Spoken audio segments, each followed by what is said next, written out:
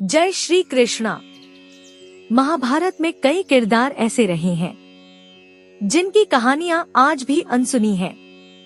इन्हीं में से एक है नकुल और सहदेव। इन दोनों के पास क्रमश कामदेव जैसी सुंदरता और भविष्य देखने की क्षमता थी। ये ही वजह थी कि सहदेव को श्री कृष्ण ने श्राप दिया था और कहा था कि महाभारत युद्ध का अंत किसी को ना बताएं, वरना सिर के 100 टुकड़े हो जाएंगे। लेकिन क्या आप जानते हैं कि सहदेव और नकुल को ये शक्तियां मिली कैसे थी? दरअसल दोनों ने ही अपने पिता का मांस खाया था और ये शक्तियां हासिल की थी। सहदेव के पिता पांडु ज्ञानी थे। वो चाहते थे कि उनका ज्ञान सिर्फ उनके पुत्र ही हासिल करें।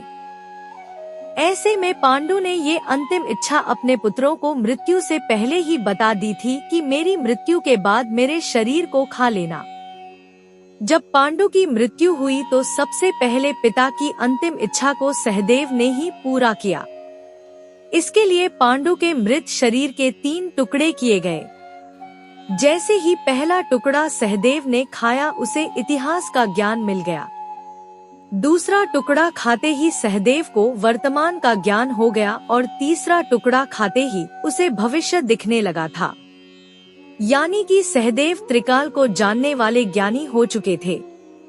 महाभारत युद्ध का अंत किस प्रकार होगा और कौन जीतेगा, ये सहदेव को पहले से पता था। लेकिन श्री कृष्ण ने उन्हें चेतावनी और श्राप दिया था कि अगर ये किसी को बताया तो सिर के 100 टुकड़े हो जाएंगे। सहदेव के बारे में जानकारी का लोगों में अभाव है। सहदेव ने द्रौपदी के साथ ही 3 और शादियां की थी।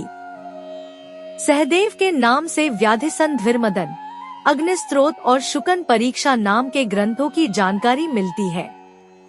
बताया जाता है कि सहदेव की मृत्यु के समय उनकी आयु 105 साल की थी।